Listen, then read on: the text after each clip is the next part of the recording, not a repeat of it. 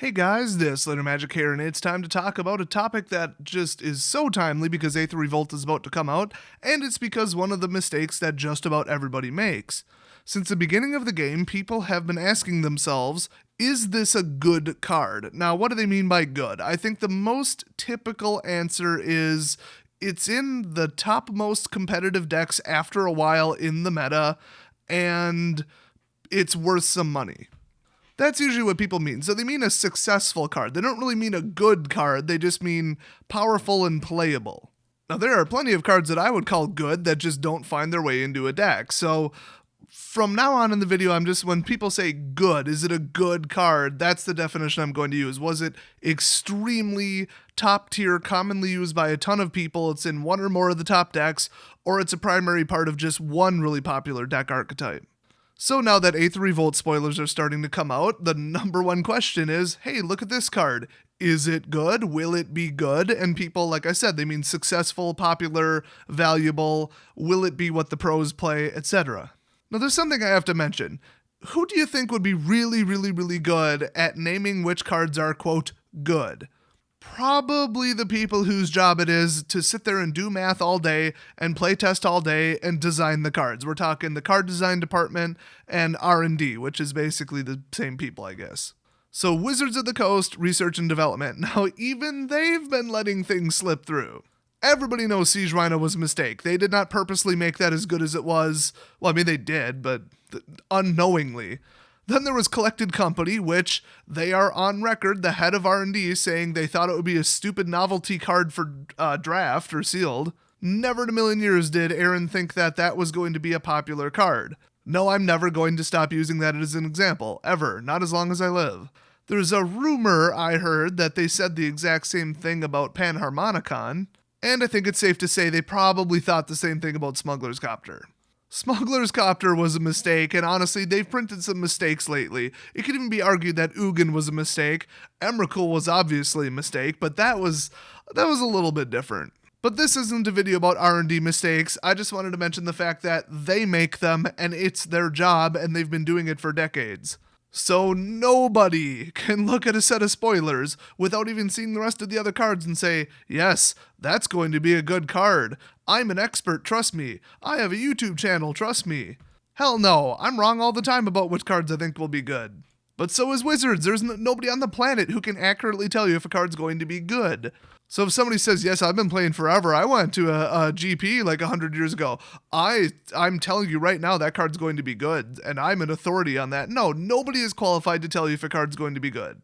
Unless they can pull out of their pocket a time-traveling device, do not believe them. Well, I mean, you could believe them, you could take their opinion into account, just recognize that it's only an opinion. It is not a fact. If you don't believe me, open a bundle, just kidding, a fat pack, and look at the booklet of the top 10 noteworthy cards or top 10 most significant or whatever stupid cop-out phrase they started putting in there. It's Wizards' guesses at what people will like to play with, I guess. I mean, I don't know if they've ever confirmed what the actual intent of that list is.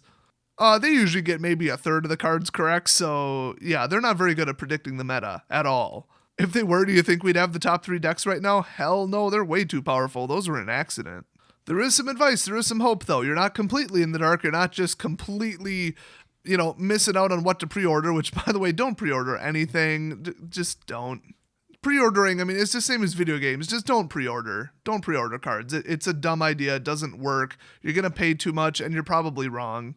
Oh, and you want to know a secret? Most vendors, if a card shoots up to double before release time, will simply cancel your order, claim that they're out of the card, and then list 100 more quantity of the card for double the price. So there is almost no way to not get ripped off in a pre-order. But if just for deck building reasons you want to know which cards will be, quote, good, or even just for like short term, do I trade it yet? Do I sell it yet? Do I buy list it yet? Reasons, kind of like a little investment tip.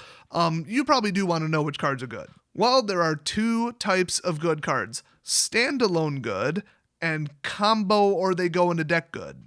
I hate to call them just combo good cards because it's not always a combo. People think, oh, it's a 3-card combo and I win the game. Infinite combo, woo. No, I mean like it's a Delirium card, and also Delirium actually works. And the inverse would be, it's a Constellation card, and Constellation actually works. No, it doesn't. Oops.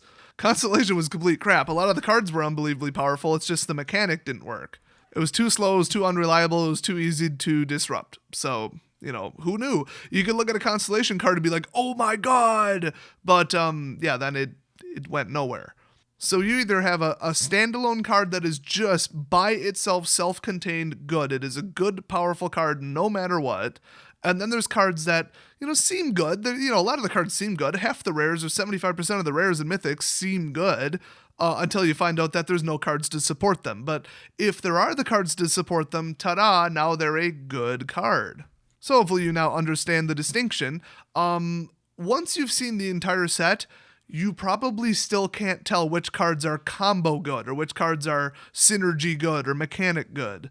Those, you almost just have to wait for the Pro Tour to see what the pros are playing. And, the first Pro Tour, the first GP after the set is released is not indicative of almost anything. I mean, half the decks just go away and get replaced with something. I know somebody's going to try to contradict me on that.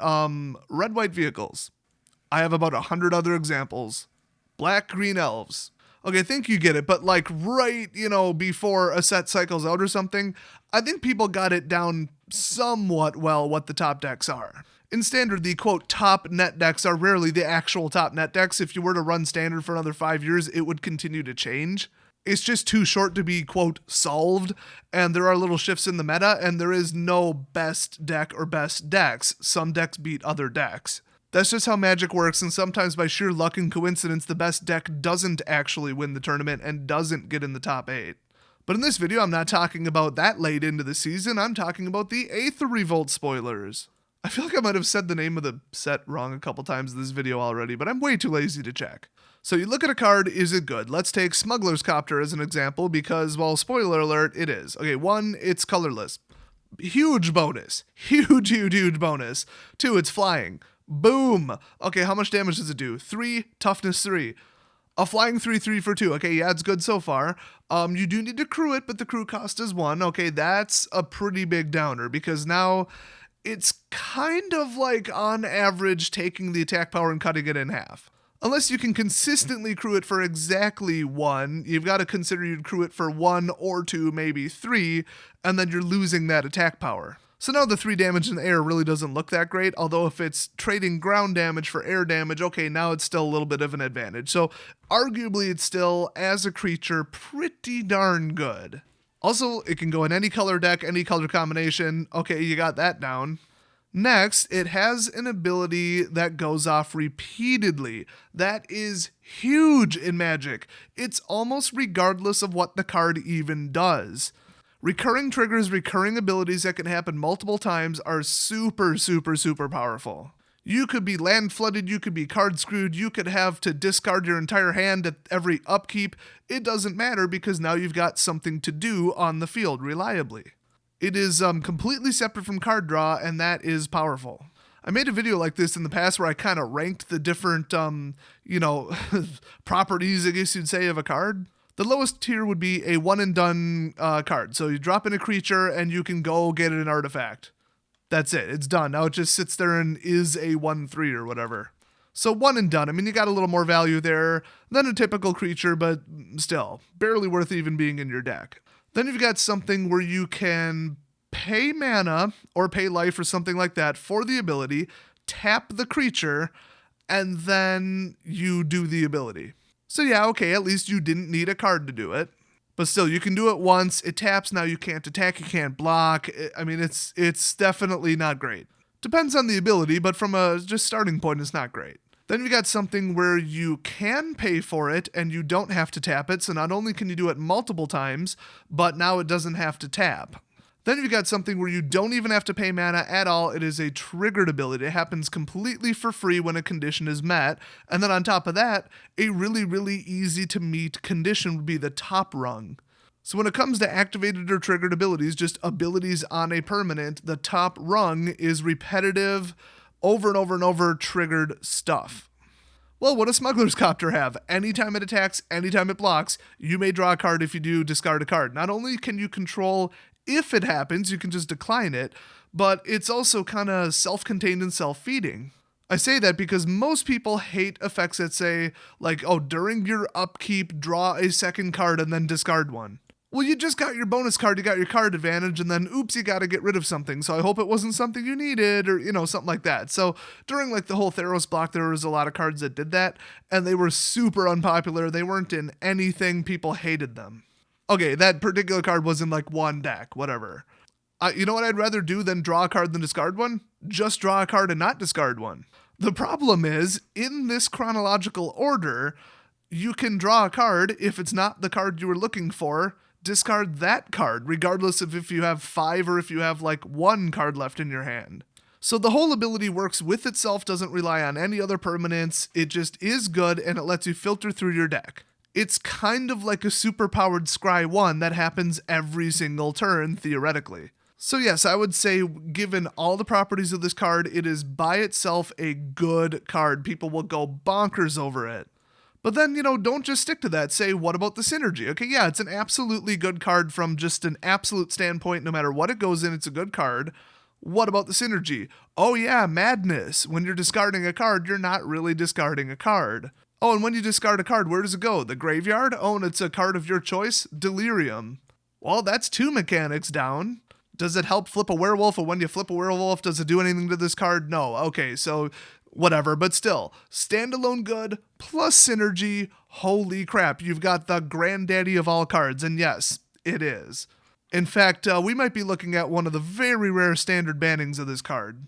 I mean, should it be banned? Yes. The correct answer to that question is yes, it should be banned. The only other question remaining is Wizards going to have the balls to do it? Are they going to put on their big boy pants and say, hey, we made a mistake, we admit it, ban it? They're going to catch some flack for some people who just lost $60 then. Oops. But those people are all copycats, net deckers, and sheep, so do I care? No. Does Wizards care? Yeah. So it'll be really interesting to see what happens. Personally, yeah, ban it. I don't care. I don't play with it. I hate the damn thing. It's damage in the air that kills your opponent quickly mixed with making their deck perfect. It's a load of crap. It's basically reloadable like Gitaxian Probe. Absolutely get rid of this damn card. But if I didn't know anything about the set and Smuggler's Copter was the very first card leaked, I would say yes, that is going to be an insanely good card. It's really easy to tell because I don't need to look at the rest of the set, any of the mechanics, any of the other cards. What does it work with? Do you get a crew bonus? Will it get haste or first strike or a boost? Who cares? It's just good by itself. So those cards are really, really, really easy to spot. Now, if you haven't seen my video about the hierarchy of abilities, you might want to look at it, but honestly, if you've been playing Magic for even like 6 months, you can name them yourself. Some of them are easy. What's better than First Strike? Double Strike. Duh. Some of them are more subtle. What's better? Indestructible, Death Touch, or First Strike? Correct answer is First Strike. It's a better, more useful, more likely to succeed combat ability, and most people get that wrong all the time. Now let's look at one more case study because this card is very unusual in what happened to it. Archangel of Tithes. When it came out, it was, moderately valuable. I think it was like $3 or $4 or something. It was good, but it wasn't amazing. Didn't really go in any of the top decks that I had heard about. Its ability is insane. I mean, it's just standard white combat. It's already flying. It's 5 toughness, but it's only 3 attacks. So for 4, in white, you want the attack power to at least equal the casting cost if you want to win quickly. But this wasn't a win quickly card, that's the thing. Now, a lot of people were playing 3-color or at least 2-color, and they didn't like the triple white. Now, that is perfectly legit. Also, Devotion wasn't a thing, so who gives a crap about this card? All the casting cost is 1 giant negative. Now, at the time, there weren't a whole lot of people playing like flood decks, like I'm gonna hit you with 10 tokens, where you could make them pay 1 for each attacking creature and it would just completely shut them down. Now later on, yes, that absolutely was a thing, plus white humans was a thing. So the color white was the support for this card. Was mono white a good deck? Not until later. I think Shadows is what did it. Shadows really drove the humans home. Otherwise, this deck in like mono white rally, was it that great? No, didn't really fit, didn't cause rally, didn't really mesh with the mechanics. So it is by itself standalone a good card, but was the support there? Not really. Now, it had a recurring triggered ability, but it wasn't that good. It wasn't like every upkeep gained 5 life. I mean, that would be completely mental. This was just nice, but your opponent could play around it, especially late game. Well, then you got like the Secure the Waste decks and stuff, and they're going up against mono white humans. Yeah, you're going to need an Archangel of Ties, and this card hit like $12. That was a long time after this card came out. So was the card absolutely good? Well, it costs 4, which already means it's a stretch. It better be pretty darn good for 4. I mean, it's not really like Modern, where if the card costs 4, it doesn't even basically belong in Modern unless, you got a way to really support it and really get it out. It didn't do massive damage. I mean, it was just nice. It was good. It was just a good, solid Mythic. It was a typical Angel. Playable, good, but not everybody's rushing out to play it. What it was lacking was a mono-white deck. Oh, and also an opponent that it specifically was strong against. Well, there you go. Token Flood, Eldrazi Scions, there you go. You name it, Archangel of Ties would shut it down. Then suddenly it became big. So people saying, oh, that's a crap Mythic, that's a garbage card. They were kind of right and they kind of weren't. Once you look at the full the full card list from Origins, you could say, that's a nice Mythic, but it's a second-rate Mythic. It's pretty bad. I'll put it in my deck if I feel like playing mono-white for no apparent reason, but it's not a competitive card. And that statement was absolutely accurate at the time. People were correct about it until later. So then I heard people saying, oh, everybody was wrong about the card. No, just because it went up to like $12 later does not mean they were wrong about the card, that everybody just overlooked it and missed it. No, the competitive scene completely changed. Whole new sets came out and everything changed. So no, people were not wrong about the card, unless when like SOI and EMN came out, they said it's still a bad card, because then they were absolutely wrong. So you have to look at, is it a good standalone card? Is it universally good? Is it good enough to be good independent of the mechanics and the synergy? And then also, on top of that, ask yourself, well, if not, or in addition to that, is it going to work in, a deck with some other really good powerful cards? Is there synergy? Is the mechanics there? If I put it in a mono-white deck, would that deck actually be good? And the answer later on was yes. So there is no definite yes or no, it's conditional, except for some cards like Smuggler's Copter, where the answer is yes, it'll always be yes, it is universally recognized as powerful by itself. So if you really want to spot a good investment, I would say watch for cards that are standalone good, because they're the easiest, low-hanging fruit that you can pick. Unfortunately, card sellers and single sellers that have been doing this a lot longer than you have or I have, they're going to find them too. They're very, very rarely incorrect. Well, on a wide scale. They're actually almost always incorrect on a small scale. Oh, Chandra's worth $60. Yeah, no, she ain't, princess. It's like 18. She's good, but she's not that good. She is standalone good. She doesn't really require a whole lot of support from the deck, but she's not that good. She's not Ugin good, okay? Ugin was standalone good. He cost 7, so that was the little caveat. You had to get to 7. You had to have a way to get to 7, but the way to get to 7 is to throw 25 lands in a deck. That's a pretty quick way to get to 7. That or reduce his price, free cast them, use Scions, whatever. Whatever you got to do to get Ugin out, yeah. I don't think it was legal at the same time as Scions, actually. Terrible example. But Ugin always was expensive. He stayed expensive, and then right before he cycled out, he barely even got less expensive, honestly. The card Siege Rhino, the only thing you have to consider when you look at that card is, are those colors going to work?